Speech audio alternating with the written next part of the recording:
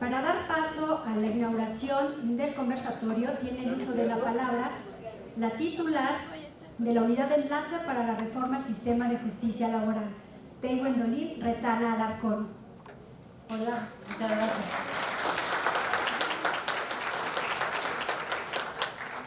Pues muy buenas tardes a todos. Es un honor poder estar aquí compartiendo este espacio con todos ustedes, que nos permite generar sinergias de colaboración institucional y poder compartir ideas sobre temas que son de interés común.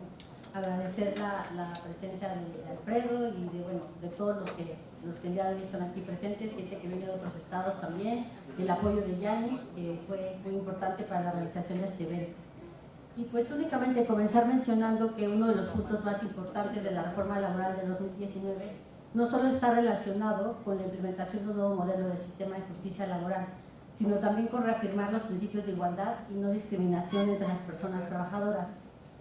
Para ello se propuso incluir una política de perspectiva de género que permitiera mejorar la realidad de las mujeres trabajadoras hoy día. Un ejemplo de ello es el caso de las personas trabajadoras del hogar, quienes a partir de la ratificación del convenio 189 de la OIT tienen derecho a un salario mínimo y seguridad social, así como condiciones laborales por escrito. A manera de referencia, igual mencionar, en marzo de 2019 comenzó la implementación de un programa piloto derivado de una sentencia emitida por la segunda sala de la Suprema Corte de Justicia de la Nación, que instruyó al IMSS a asegurar a las personas trabajadoras del hogar en el régimen obligatorio del Seguro Social. Hasta ahora, más de 60,000 personas relacionadas con esta actividad están registradas ante el IMSS y es importante mencionar que el 90% de ellas son mujeres. Otro ejemplo es la inclusión de una representación proporcional de mujeres en la elección de las directivas sindicales, así como la obligatoriedad de incorporar protocolos para prevenir la violencia y la discriminación en los centros laborales. Esta acción se ha visto también consolidada con la ratificación en el año 2022 del convenio 190 de la OIT sobre la violencia y el acoso. A la fecha, este convenio ya se encuentra en vigor también en nuestro país. Durante los últimos 5 años, la Secretaría de Trabajo y Previsión Social ha concentrado estos esfuerzos en lograr acciones en ese sentido, como ya hace rato lo mencionaba la subsecretaria aquí, el caso del programa Jóvenes Construyendo el Futuro. Al día de hoy casi el 60% de sus egresados son mujeres. Hecho que también vale la pena referir, también ya comentado por la subsecretaria, relacionado con la capacidad adquisitiva del salario mínimo, con los aumentos que se han tenido en este sexenio y que ha permitido contribuir a disminuir la brecha salarial hasta en un 20%. Y pues bueno, se ha fortalecido el marco jurídico para proteger los derechos de las mujeres a través de la adopción de la norma mexicana 025 de igualdad laboral y no discriminación, para garantizar el cumplimiento de estos derechos en correlación con la prevención, atención y sanción de la violencia laboral en los centros de trabajo. En las nuevas instituciones laborales se ha incorporado la perspectiva de género también en los procedimientos de contratación, lo que ha resultado en que los centros de conciliación locales cuenten con un 56% del personal conciliador que son mujeres y 47% para el caso de los tribunales laborales en materia local. Por ello es que estos foros pues resultan muy enriquecedores, en tanto que nos permiten compartir estas perspectivas y acciones que se están realizando para fortalecer la perspectiva de género en el mundo laboral. Y bueno, sin mayor preámbulo, les pediría a todos que nos pongamos de pie a fin de inaugurar de manera formal este evento. Muchas gracias. Siendo las 12:56 horas del día 4 de octubre, doy por inaugurado el Conversatorio de Derechos Humanos y Equidad de Género. Muchas gracias. Muchas gracias, licenciada Gwendolyn Retana. Con esto damos inicio al panel número 1, Desafíos de la Igualdad de Género en el Mundo del Trabajo, que será moderado por la subdirectora de lo contencioso en el INMujeres, Alma Isabel Posadas Malagón. Adelante.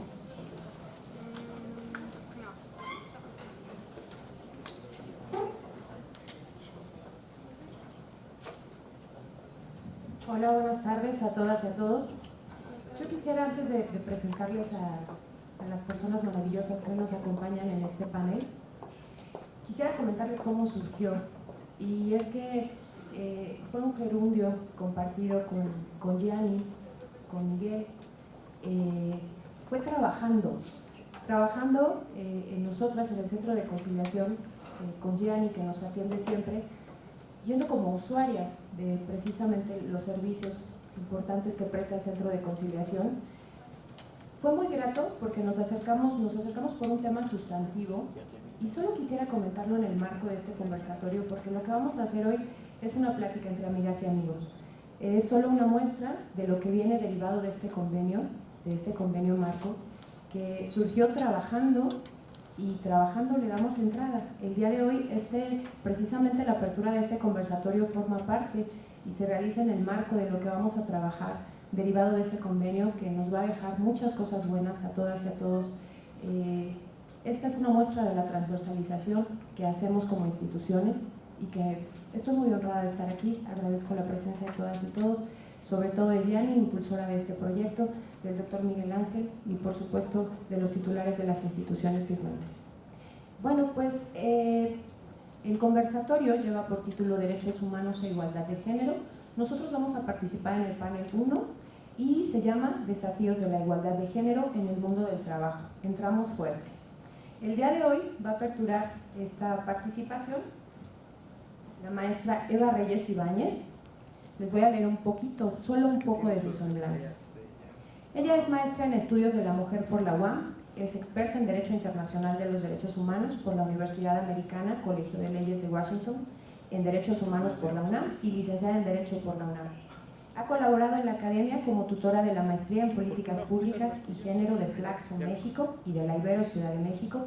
Ha realizado investigaciones en colaboración con la Universidad Iberoamericana de Puebla y con CONACYT. Ha trabajado también en el Programa de las Naciones Unidas para el Desarrollo como experta en género e inclusión social y en la Organización Internacional para las Migraciones como coordinadora de la Unidad de Género, Trata de Personas y Niñez Migrante. Ha sido consultora en temas de igualdad de género, es consultora en temas de igualdad de género e inclusión social en empresas como Pemex y PepsiCo. Además, ha colaborado con diversas organizaciones de la sociedad civil en atención, investigación y promoción de los derechos humanos, entre las que resaltan la Red por los Derechos de la Infancia, Centro de Estudios Sociales y Culturales y la Red Mundial de Radios Comunitarias. Es autora de varios artículos, protocolos y cursos en temas relacionados al género, como son igualdad en el mundo del trabajo, el empoderamiento de las mujeres, prevención a la violencia contra las mujeres, trata de personas, entre otros muchos. Actualmente, ella es coordinadora adjunta en la Maestría de Derechos Humanos y Democracia de Flaxo, México.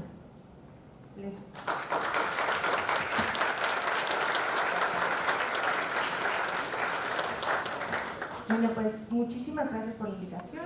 Taekwondo Rotana, es un enorme placer y un honor para mí estar con ustedes aquí. Y justo voy a hablar como de los desafíos que se han identificado más persistentes que afectan a las mujeres, pero no solamente a las mujeres, porque cuando hablamos de perspectiva de género, también hablamos a otras diversidades sexogenéricas, ¿no? Que le afectan de igual forma, digamos, este sistema que no les incluye, y al no estar incluidos, pues tienen menos acceso a sus derechos humanos, ¿no? En México, como nunca antes, tenemos un marco legal, un marco internacional sumamente interesante, bueno, y contempla los derechos humanos y los protege, ¿no?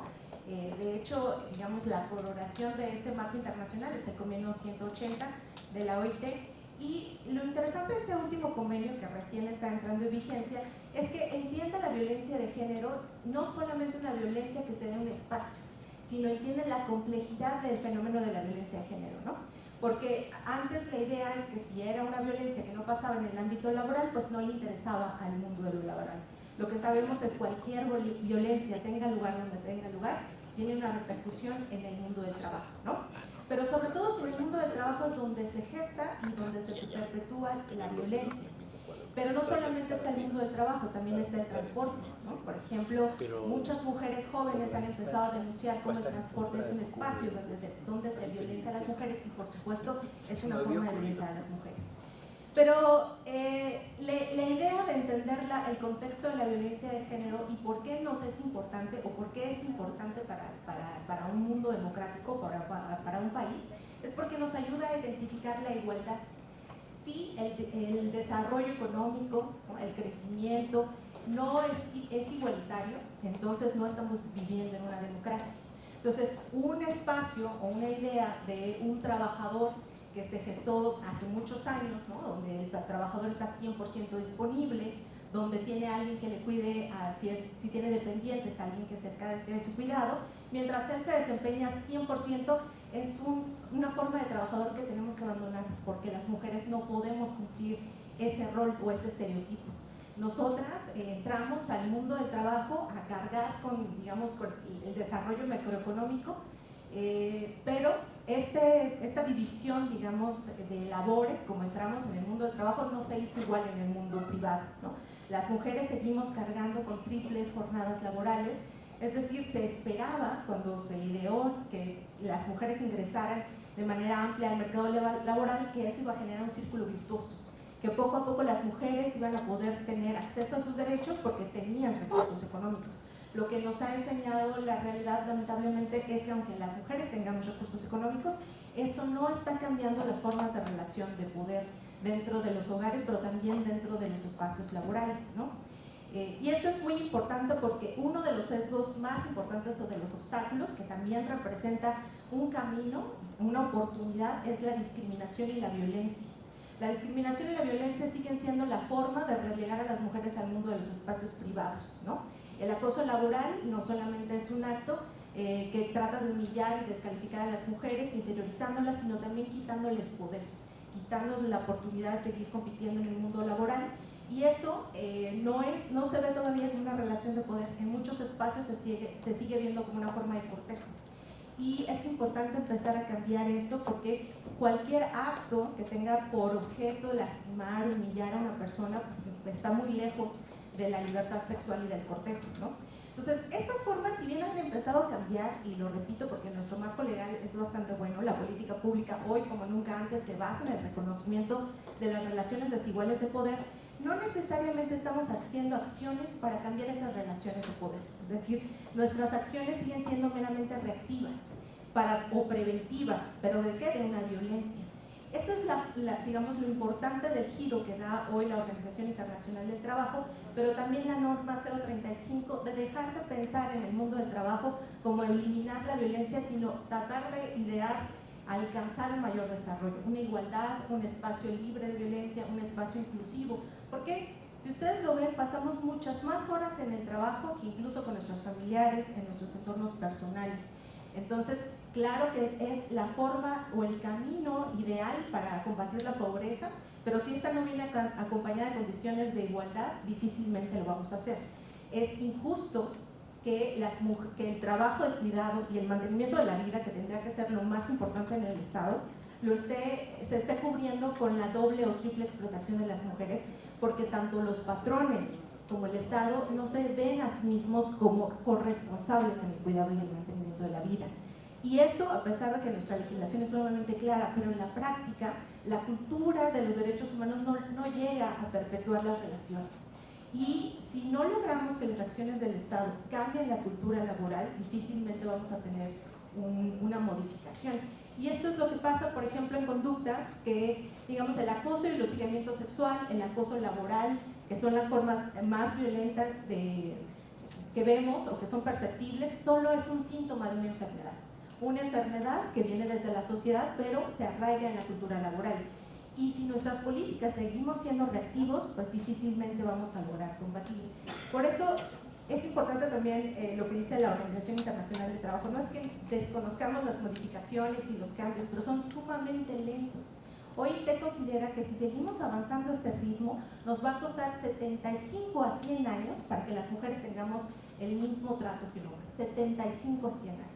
Entonces, necesitamos acelerar las condiciones de igualdad y eso solo se hace atravesando una cultura de género, ¿no? Entonces, un poco como para, no sé cuánto llevo el tiempo, como para dar el giro y un poco abanderar lo que el convenio hoy nos dice, tratar de aspirar a más, no solamente a la eliminación de la violencia y la discriminación, sino a la conformación de espacios inclusivos y libres de violencia. Muchas gracias.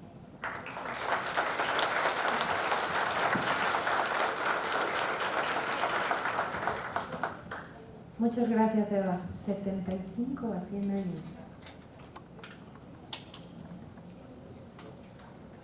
Sí, vamos a tener la participación de Celia Aguilar Setién, a quien extendemos además un agradecimiento especial. Ella es una impulsora de las políticas en igualdad de género desde el Instituto Nacional de las Mujeres. El día de hoy le agradecemos su presencia aquí. Les voy a contar un poquito de su trabajo. Ella trabajó por 20 años en Centroamérica, en donde su trabajo se desarrolló principalmente en el área de desarrollo humano en el ámbito rural, con enfoque de género, generacional, enfoque intercultural y de desarrollo territorial. Actualmente, Celia es directora general de Planeación y Evaluación en el Instituto Nacional de las Mujeres en México. Fue oficial de programas en la oficina de UNIFEM, hoy ONU Mujeres para México, Centroamérica, República Dominicana y Cuba de 2001 a 2009.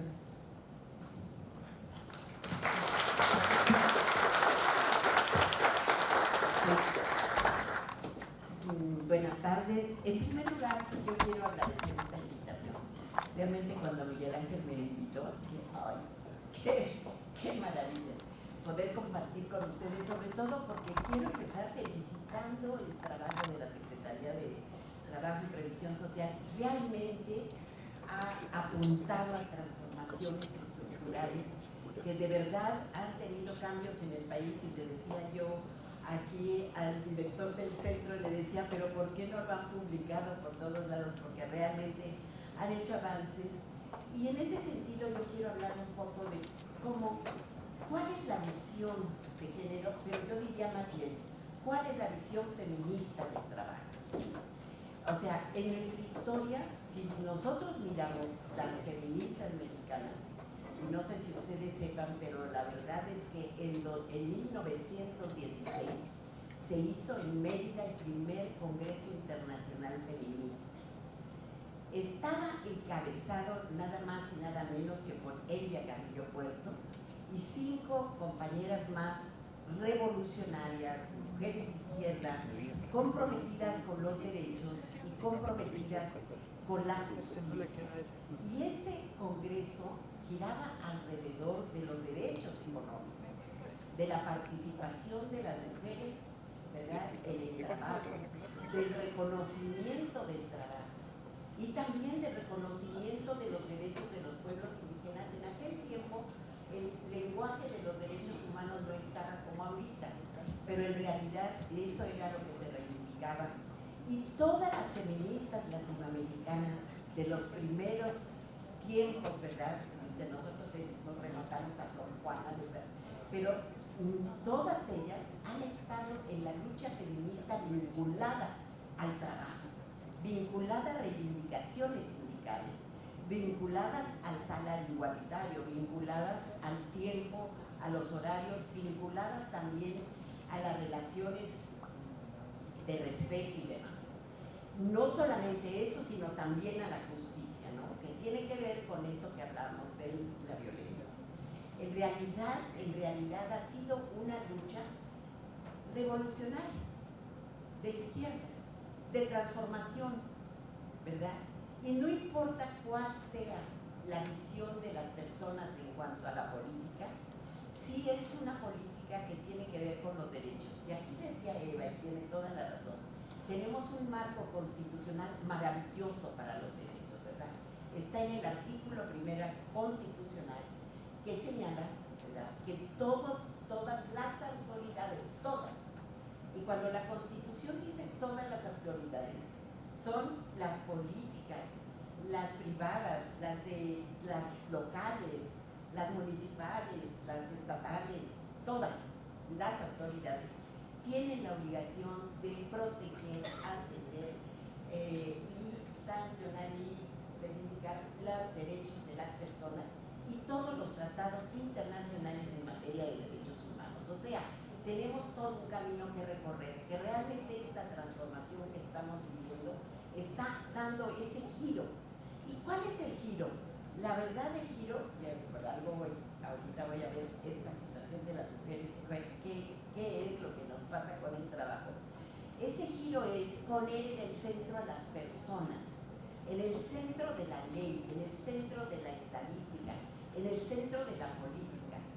No poner el desarrollo, no poner el Producto Interno Bruto, no poner la balanza de exportación e importación, que es como nos hemos medido, ¿verdad? Yo siempre digo el mismo ejemplo. Tenemos una balanza superavitaria de de exportación de alimentos, pero la mitad de nuestra población tiene pobreza alimentaria. Entonces, ¿cuál es el verdadero balance? Entonces, ¿qué es lo que nos sucede en esta política neoliberal que tiene que ver con una visión equivocada en la que se decía, entre más se produzca y entre más crecimiento económico haya, más se va a repartir solito el dinero y entonces todo el mundo vamos a estar muy felices? Sería una visión realmente teórica, metodológica y demás. Entonces, cuando empezamos a ver que esto, el resultado que tuvo fue una enorme desigualdad y una concentración del ingreso verdaderamente inmoral.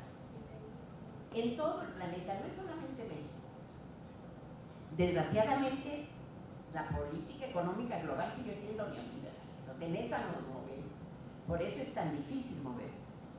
Pero la verdad es que estamos dando el giro correcto al poner a las personas, nada más que los instrumentos que tenemos no nos sirven mucho, porque todo se mide conforme el desarrollo, todo se mide conforme lo económico, todo se mide conforme abstractos. Cuando hablamos nosotros de la violencia decimos incidencia delictiva, robos de autos, robos de hogares, homicidios, o sea, ¿y las personas dónde están? ¿Dónde están? Igualito en la economía, unidades productivas, pequeñas unidades, grandes unidades, enormes, pero no hay están las personas. En ese sentido es que, ¿qué es lo que nosotros como feministas desde 2006 en México, ¿verdad?, comenzamos a mirar la contribución de las mujeres a la economía con el trabajo no remunerado? Y comenzamos a medirlo. Y tienen ustedes una maravillosa encuesta que hacemos cada 5 años. Acaba de salir los resultados del 2021, de la última, sobre el trabajo no remunerado en México. Les cuento que de esa encuesta sacamos una cuenta satélite del trabajo no remunerado, que le da valor al trabajo no remunerado. Y dice, bueno, y de todo lo que hacemos, lavar, planchar, poner la comida, ir al súper, traer, pagar la luz, todo eso, ¿cuánto estamos contribuyendo a la economía nacional? Y les cuento que estamos contribuyendo para esta última encuesta con el 26% del Producto Interno Bruto. O sea, un montón, ¿verdad?, de trabajo no remunerado.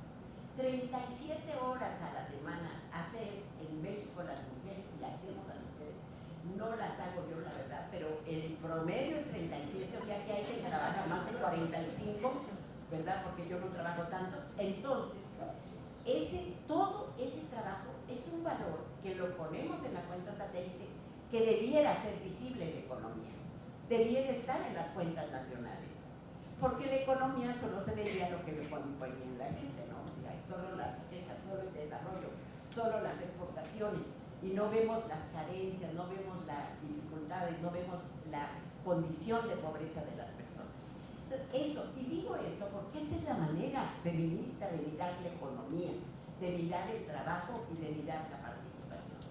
Y mirándolo así y midiéndolo, les cuento que en México es un país en donde la deuda, la principal deuda que tenemos con los derechos de las mujeres es económica.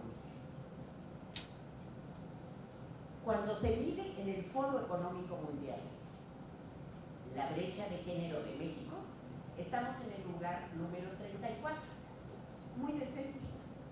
De 156 países estamos bien, ¿verdad? Si lo medimos con respecto a su acceso al trabajo, al empleo y al trabajo remunerado, estamos en el lugar 110 de 156 países. Pero no es solo eso, en América Latina estamos en el lugar número 20 del 21.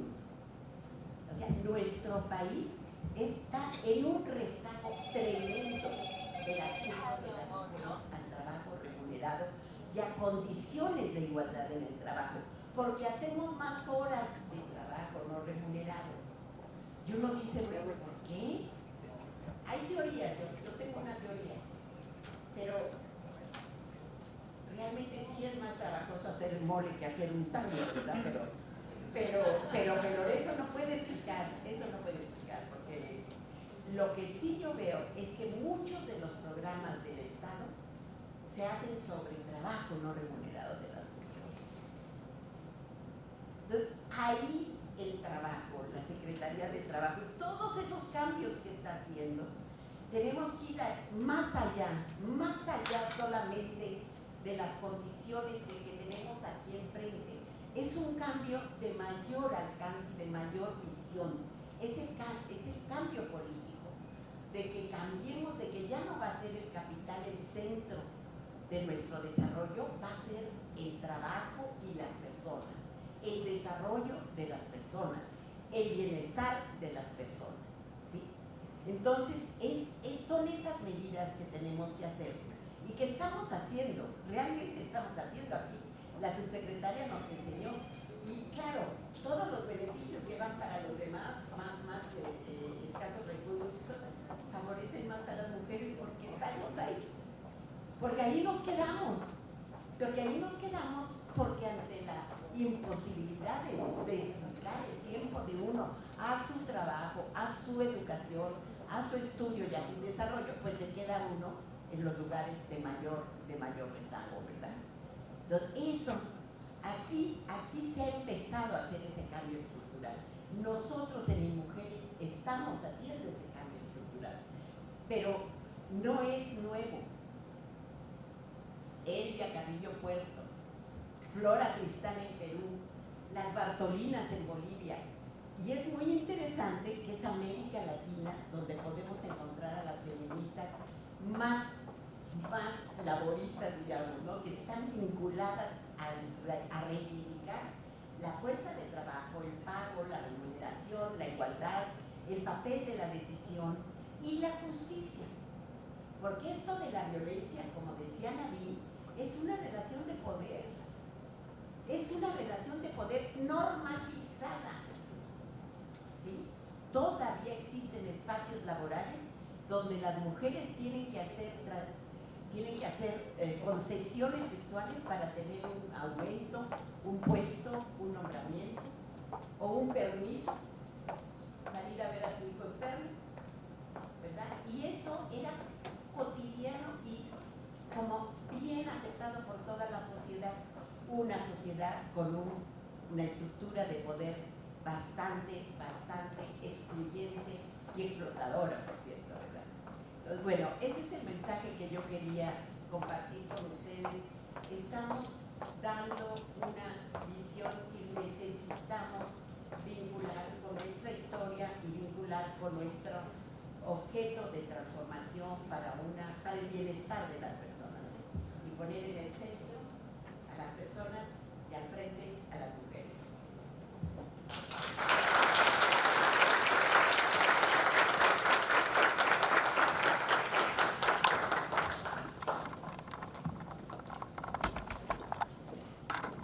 Muchas gracias, Elia. Qué bonito ha sido escucharte. La verdad es que ni contamos el tiempo, ya me pasaron por acá los círculos, pero hoy estamos poniendo en el centro a las personas y a las mujeres adelante. Entonces el tiempo le podemos dejar atrás, al fin que es masculino el tiempo. Pero bueno. Vamos a tener la participación de la emoción, hasta perdí mis hojitas de presentación. Aquí está. De Gisela Sofía Briceño Loredo. Ella es licenciada en Sociología por la UAM, ha colaborado por más de 15 años en la Administración Pública Federal, en diferentes instituciones, abordando temas de desarrollo económico y laboral de las mujeres, además de tener experiencia en el sector privado y social. Cuenta con diplomados y certificaciones en diferentes áreas de conocimiento como género, educación y empleo, avalados por organismos nacionales e internacionales. Actualmente colabora como subdirectora de Desarrollo Económico en el Instituto Nacional de las Mujeres, área en la que se abordan los temas de igualdad laboral, emprendimiento de mujeres, participación de las mujeres en el desarrollo rural y la norma mexicana en igualdad laboral y no discriminación.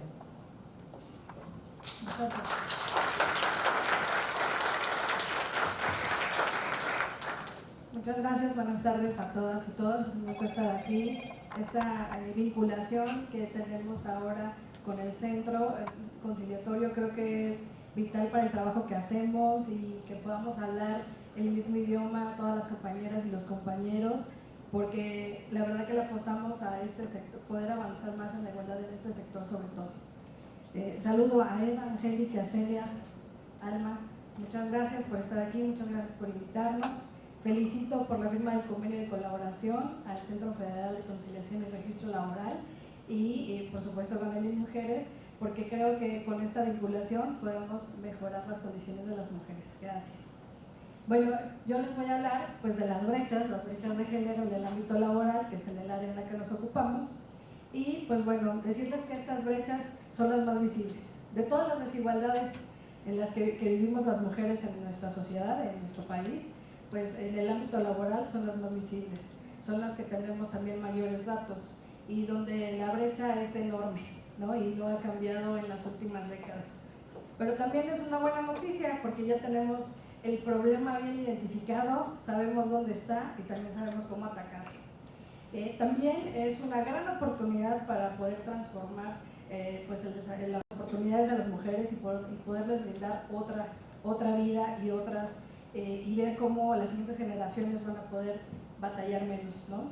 Todas queremos que las jóvenes y las niñas no padezcan lo que nosotras hemos padecido y que hemos avanzado y que hemos luchado en nuestras carreras laborales. Si aquí les preguntara a cuántas de ustedes les ha costado pues tener en la carrera que ahora tienen, el puesto que ahora tienen, pues todavía cada quien tendrá su historia, que tiene que ver con lo personal, con el ámbito del hogar, el contexto donde venimos, pero también con los centros de trabajo en los que hemos estado y cada uno tendrá su historia.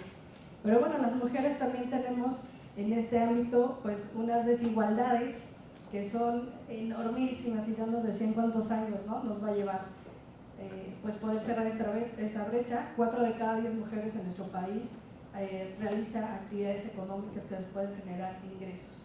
Entonces, si 4 de cada 10, que es la minoría, están haciendo esto, ¿qué estarán haciendo las otras 6 de cada 10, ¿no? O sea, no están buscando empleo, no están ocupadas, no están siendo empleadoras, no están al frente de un negocio. ¿Qué estarán haciendo la mayoría de las mujeres de nuestro país? Pues ya nos lo adelantó Celia, trabajo de cuidados. La mayoría de las mujeres de nuestro país, a pesar de que tenemos mayor presencia en las universidades, estamos realizando este trabajo. Promover la participación de las mujeres en todos los sectores de la actividad económica es clave para el desarrollo económico de todo el país. Y eso implica a todas y todos. A todas nos conviene y a todos nos conviene que las mujeres tengamos mayor presencia en los sectores donde se generan los ingresos y donde ellas pueden tomar también decisiones sobre su autonomía económica. Esta incorporación plena de las mujeres podría conducirnos también al crecimiento de una economía más fuerte, ¿no? Según los estudios y tanto nacionales como internacionales y las casas consultoras, ¿no? Del sector laboral más prestigiosas nos lo dicen, ¿no? Podemos establecer una sociedad más justa, más igualitaria, podemos alcanzar los objetivos de desarrollo sostenible, podemos también garantizar un avance en los derechos humanos y que están acordados de manera pues, internacionalmente por México y otros países. Podemos también mejorar la calidad de vida de las mujeres, de los hombres, de las familias y de las comunidades. Bueno, si ya sabemos todas estas buenas noticias y sabemos dónde apostarle, ¿dónde creemos que se centran estas brechas? Pues ya nos decía también las mujeres que invertir en el empoderamiento económico de las mujeres contribuye directamente a la igualdad de género, a la erradicación de pobreza y al crecimiento económico inclusivo. Es decir, también que se tome en cuenta a las personas, como ya lo decía Celia. Las mujeres contribuyen de manera muy significativa a las economías, en las empresas, en las granjas, a las que son emprendedoras, las que son empleadas, las que son trabajadoras, las que son cuidadoras, trabajadoras domésticas, que son cuidadoras, todas contribuimos al desarrollo económico. Sin embargo, queremos centrar nuestra atención en una de las principales causas de la no disponibilidad de las mujeres al mercado de trabajo y tiene que ver con la carga de cuidados. Esta carga que recae principalmente en las mujeres de todas las edades, de todos los niveles económicos, de todos los contextos. la mayoría de las mujeres de nuestro país, por no decir todas, porque es como el 98-99% del trabajo que se hace, tanto de cuidado como el trabajo doméstico que se hace en los hogares, pues lo realizan las mujeres. Esta pobreza de tiempo limita la realización de actividades que les generen ingresos, que también les limitan la toma de oportunidades que puedan permitir a ellas capacitarse, desarrollarse, poder acceder a otros puestos de trabajo donde ellas no se pregunten, ¿podré seguir cuidando a mis hijas, a mis hijos, mis padres, ¿no? a la persona con la que habito, que tiene alguna discapacidad, alguna enfermedad crónica, etcétera? ¿Podré hacerlo y podré entrar a esa vacante o poder concursar por ese puesto? Cuando ninguna mujer de nuestro país se haga esta pregunta, entonces habremos avanzado. Esto también lo podemos comprobar con el bajo acceso de las mujeres a la jubilación. Cuando hablamos de las carreras laborales de las mujeres, podemos ver que nuestra curva es mucho más corta. Tenemos carreras laborales más cortas y tenemos pausas en nuestras carreras laborales. Esas pausas, por lo general, están relacionadas a la maternidad y eso nos lleva otra vez al tema del cuidado. ¿Por qué las mujeres tienen miedo de decir que están embarazadas en este país? ¿Por qué las mujeres tienen miedo de hacer una planificación y tendrá que ver siempre con el empleo? Pero la pérdida de empleo es una de las principales causas porque las mujeres no dicen que están embarazadas, no nada más es capricho, sino ellas ven grandes posibilidades de perder el empleo o perder oportunidades o dejar de estar haciendo las actividades y funciones que desempeñan por avisar, ¿no?, que van a entrar en este proceso que debería de ser maravilloso para las mujeres, pues pareciera que en el ámbito laboral es muy mal visto todavía. También es muy importante saber que aparte de estas causas como la maternidad, el derecho a la lactancia, el cuidado en menores, pues es un claro ejemplo que nos ha dado, por ejemplo, la pandemia, la crisis por la pandemia que en el mercado laboral surgió, nos llevó a identificar quiénes dejaron primero los empleos cuando todo cerró. Pues las personas que tuvieran las ocupaciones más susceptibles, ¿no?, es decir, a las que fueron despedidas primero, en la primera etapa, los puestos de trabajo más precarios, ¿no? Ahí, pues las mujeres tenemos mayor presencia en esos puestos. También cuando todo cerró en escuelas, centros de cuidado, etcétera, ¿quién se hizo cargo de las personas que requieren cuidado, de las y los menores? Pues las mujeres. Las mujeres dejaron sus empleos para poder hacer frente a esta crisis y poder salir adelante. Y cuando vemos la curva de recuperación de puestos de trabajo, pues las mujeres nos hemos tardado más en recuperarnos. De por sí ya tenemos una brecha, ya les decía, 4 de cada 10, pero para poder regresar a la normalidad de ese 4 de cada 10, pues nos ha llevado más tiempo que los hombres. Y no quiere decir voluntad o falta de querer hacer las cosas. Es el contexto el que nos lleva a tomar esas decisiones.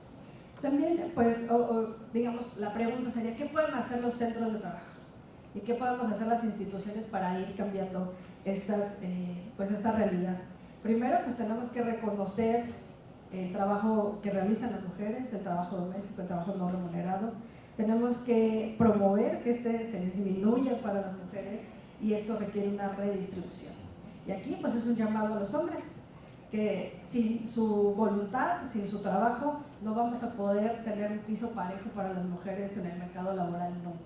Y no nada más lo necesitamos en los hogares como parejas o como integrantes del hogar, también lo necesitamos como compañeros de trabajo. La maternidad no puede ser una causa de pérdida de empleo y ustedes más que nadie lo saben, ¿verdad?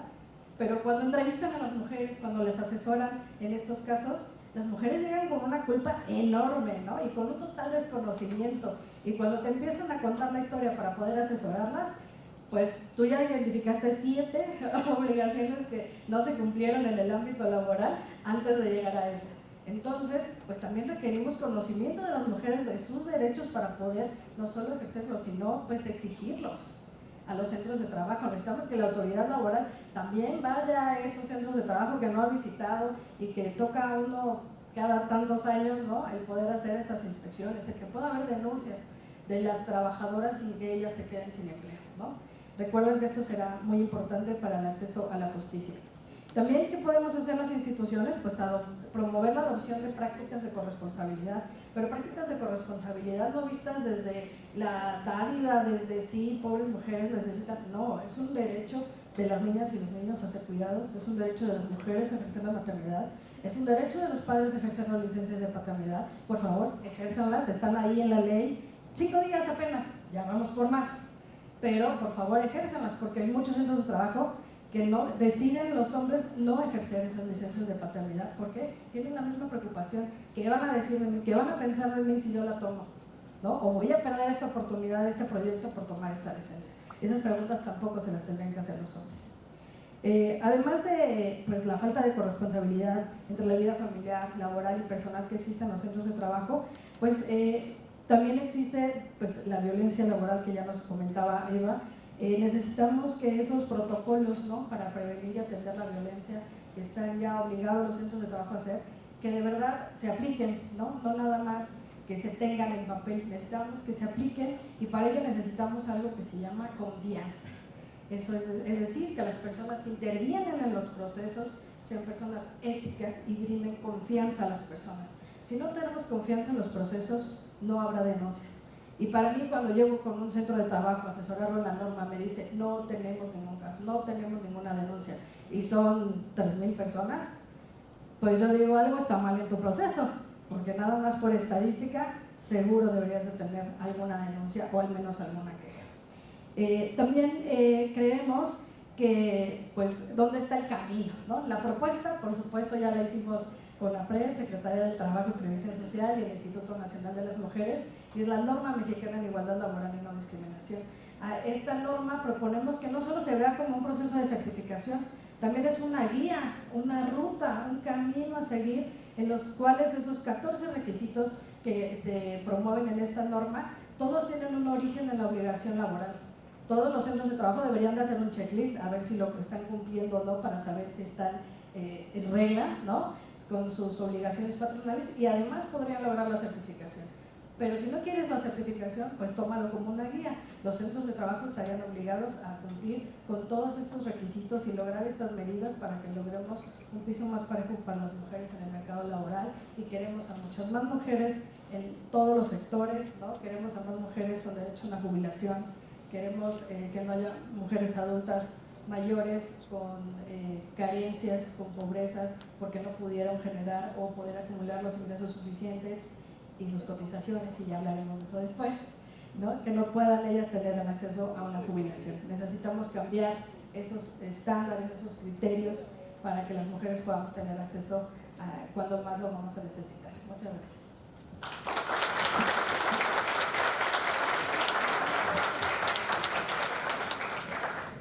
Muchas gracias a ti, Gisela. Pues yo creo que hasta ahora hemos tocado temas muy importantes y sí podemos hacer énfasis en que no nada más lo que no se nombra se vuelve invisible, sino también lo que no se mide.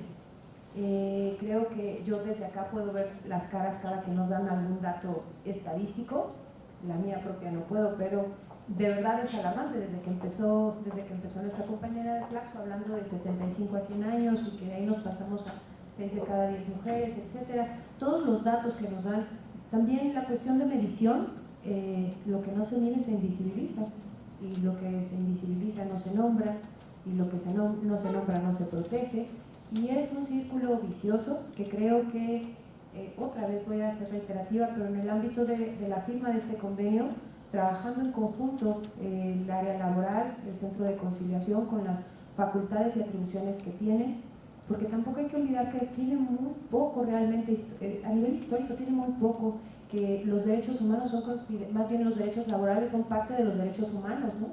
Nos andamos estrenando apenas, y ahora hablar de los derechos humanos de las mujeres dentro de los derechos laborales, que ahora son derechos humanos, puede resultar complejo, pero no hay nada más lógico que ver a una mujer como un igual, eso sí, sin apartar, sino más bien abrazar las diferencias como mujeres, abrazar las diferencias que tenemos con los hombres y hacer de ello una exigencia de derechos irrestrictos, ¿verdad?, en respeto a la igualdad. No vamos a alcanzar la igualdad si no nos manejamos con equidad, y hay que acordarnos que el trato igual solo es entre iguales y desigual entre desiguales. Es la única manera de poder alcanzar realmente una justicia distributiva y un trato igualitario.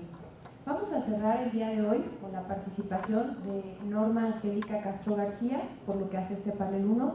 Nos acompaña el día de hoy además para nutrir CONAPRED. Entonces, si ya hablamos de brechas salariales, si ya hablamos, sin decirlo, pero claro que sí, de techos de cristal, de pisos de lodo, si ya hablamos de todos estos temas que nos conciernen no solo como feministas o como mujeres, sino como sociedad en general, pues vamos a cerrar con el tema más álgido quizá, que es la discriminación precisamente en el ámbito del trabajo, y les voy a platicar un poquito la semblanza de Norma. Norma es licenciada en Relaciones Internacionales por la Facultad de Ciencias Políticas y Sociales de la UNAM. Actualmente cursa la maestría en Administración de Negocios con orientación en Desarrollo Organizacional en la Universidad del Valle de México. Norma ha laborado en la Comisión de Derechos Humanos de la Ciudad de México. Ahí fue su primer acercamiento con la cuestión de los derechos humanos. De 2014 a 2018 formó parte de la Dirección Ejecutiva de los Derechos de las Personas con Discapacidad en el sistema DIF, Ciudad de México, en donde trabajó diversos proyectos sobre el derecho a la accesibilidad, la movilidad, la inclusión y capacitación laboral, la habilitación, entre otros. Participó también en el Diplomado en Prevención de la Discriminación en el Mundo del Trabajo, coordinado por la Universidad Autónoma de Ciudad Juárez y el CONAPRED, así como en el curso Ecofeminista de Oxfam, México. Ha sido parte del Consejo Nacional para el Desarrollo y la Inclusión de las Personas con Discapacidad y actualmente se desempeña como subdirectora de Procesos Institucionales de Inclusión y No Discriminación en el Consejo Nacional para Prevenir la Discriminación, CONAPRED. Por favor. Muchas gracias, Alma.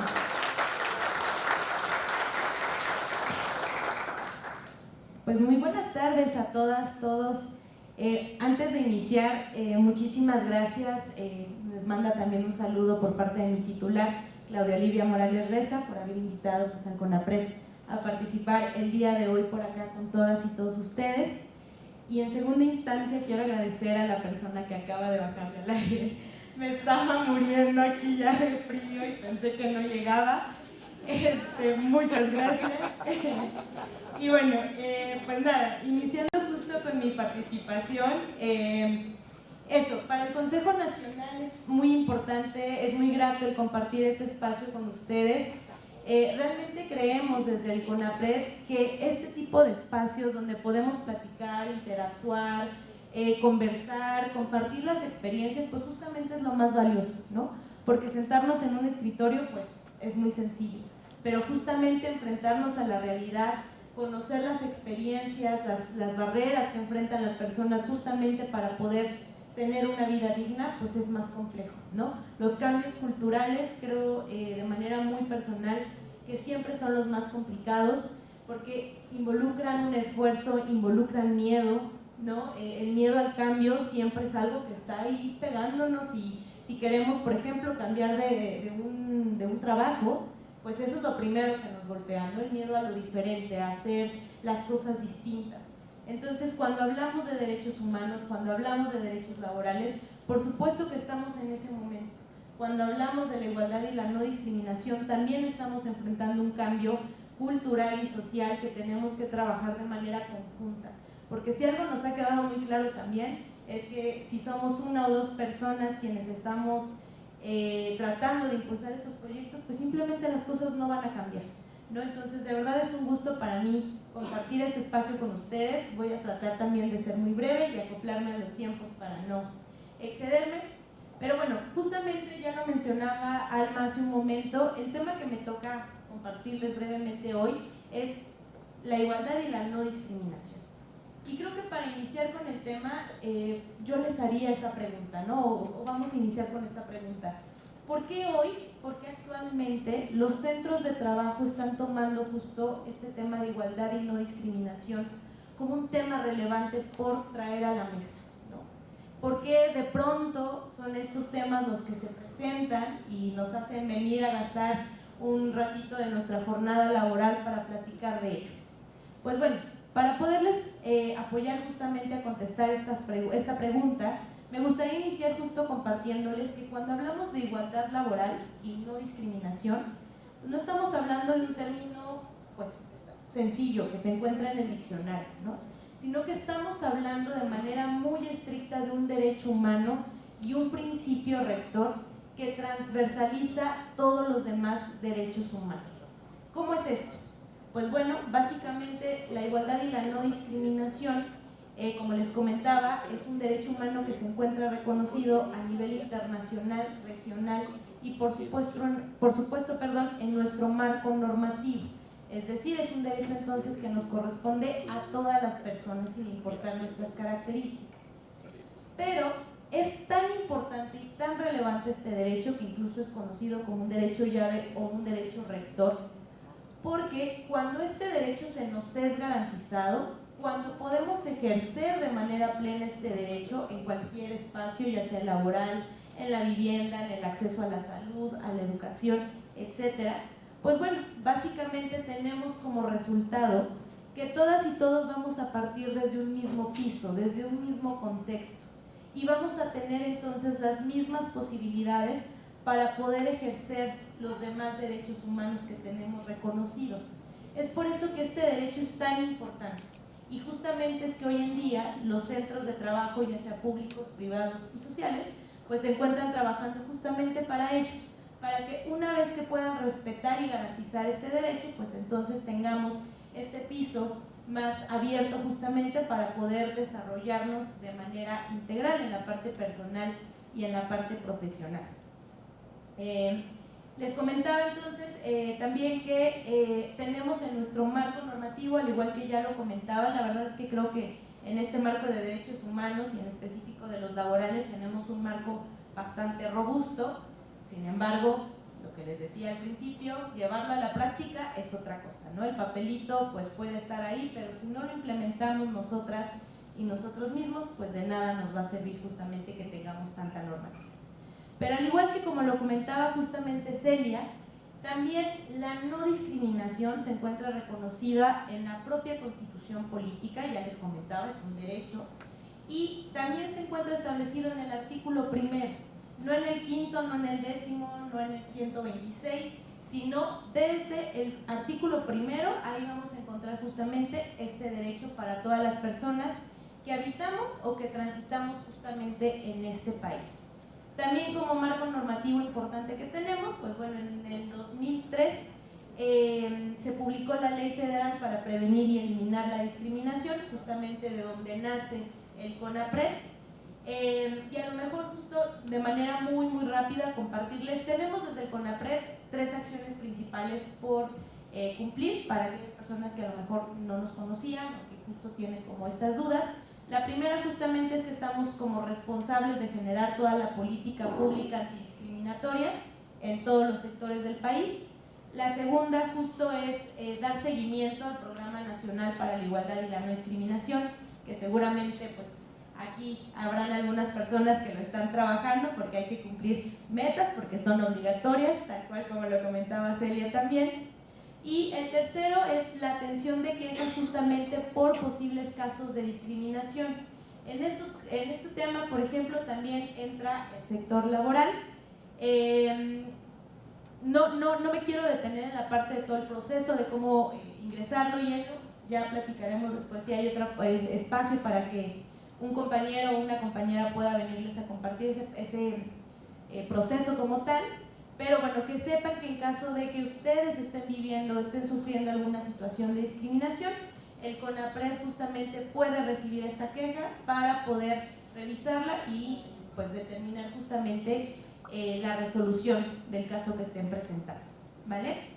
Y bueno, ya, ahora sí, regresando justamente ya de manera muy puntual entonces al tema de la discriminación laboral, compartirles que la discriminación hoy en día justamente la denominamos como discriminación estructural. ¿Por qué? Porque básicamente está permeada en todos los ámbitos y relaciones de nuestras vidas y entre ellos justamente pues, el ámbito laboral. Es un funcionamiento cotidiano porque al final la mayor parte de nosotras y nosotros hemos gestionado en algún momento alguna práctica discriminatoria en alguna relación que hayamos mantenido, ¿no? A veces lo hacemos de manera consciente y en otras más frecuentes de manera inconsciente. También esta discriminación estructural lo que ha generado es barreras físicas y sociales hacia ciertos grupos que hoy denominamos justamente históricamente discriminados. Por ejemplo, las personas con discapacidad, las personas o pueblos y comunidades indígenas o afrodescendientes, por supuesto las mujeres, la diversidad religiosa, etc. Hay prácticas informales e institucionalizadas. ¿Qué quiere decir esto?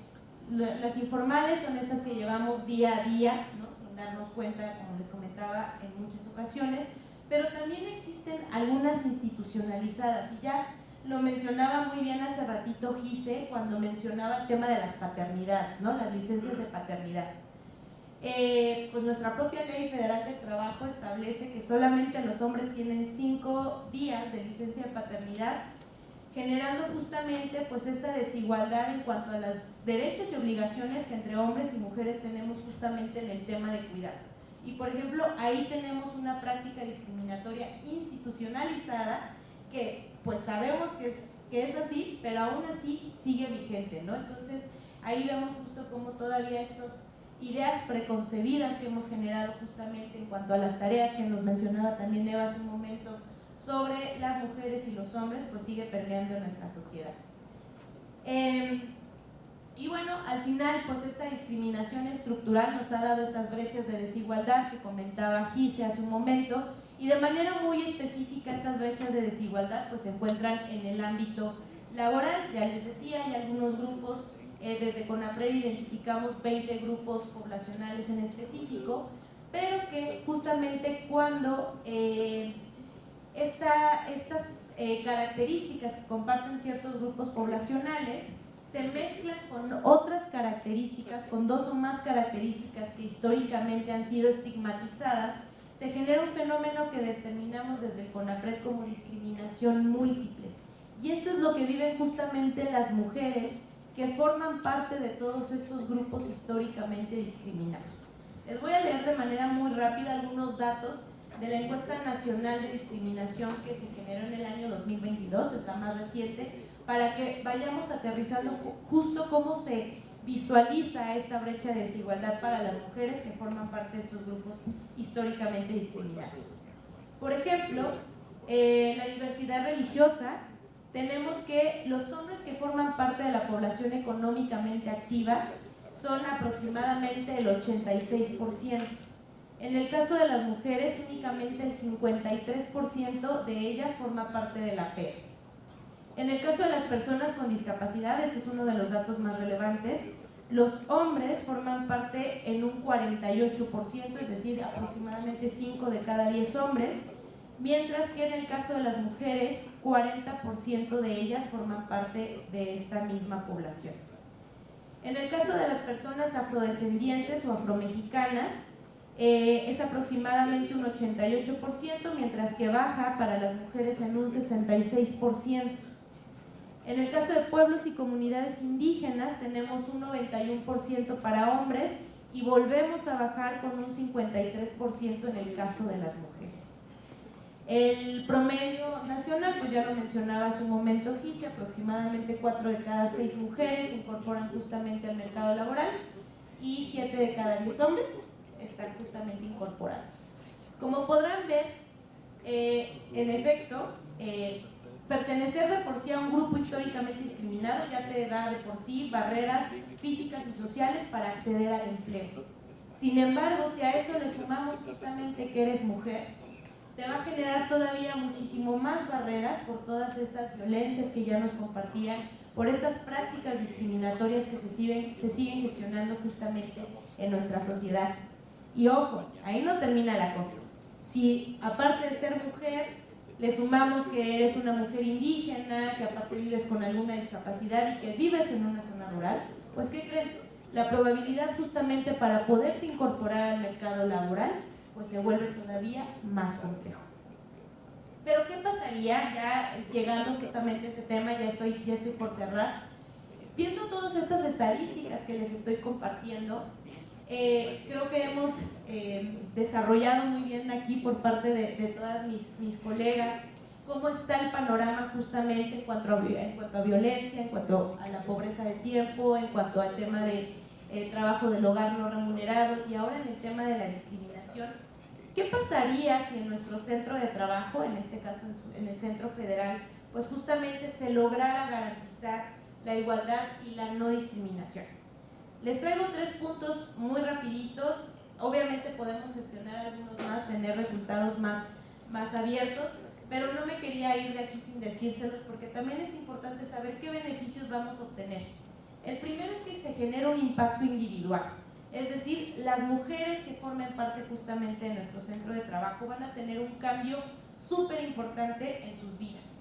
De acuerdo con el último censo de población, están aumentando cada vez más en nuestro país las jefaturas que llevan las mujeres dentro de los hogares.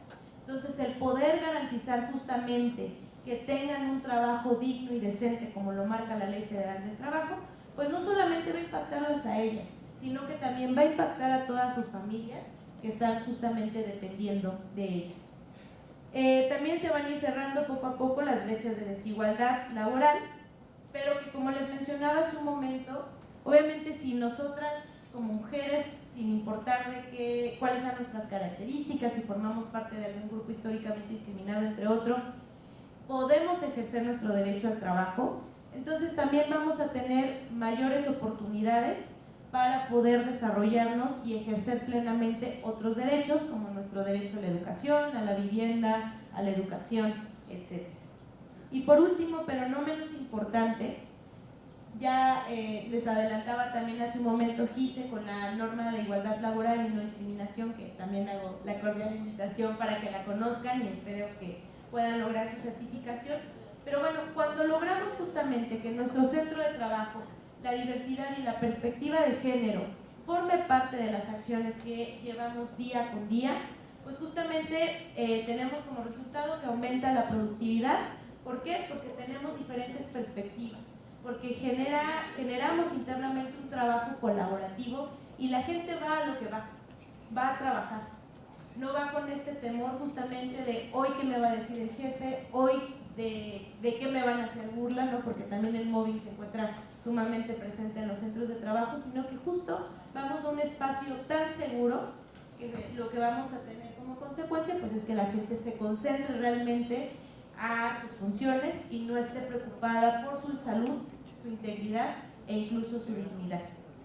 Hay una reducción de costos, por supuesto, porque al final si no permitimos la discriminación y violencias en el centro de trabajo, pues entonces el centro de trabajo no va a tener que invertir en generar contrataciones o incluso si están en algún proceso justo por proceder, por discriminación, por violencia, pues también esos recursos humanos y económicos se los van a poder ahorrar.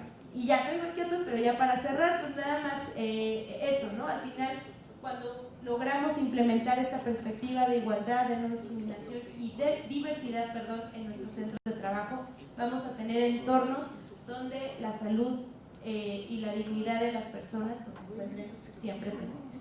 Eso es todo de mi parte. Muchas gracias.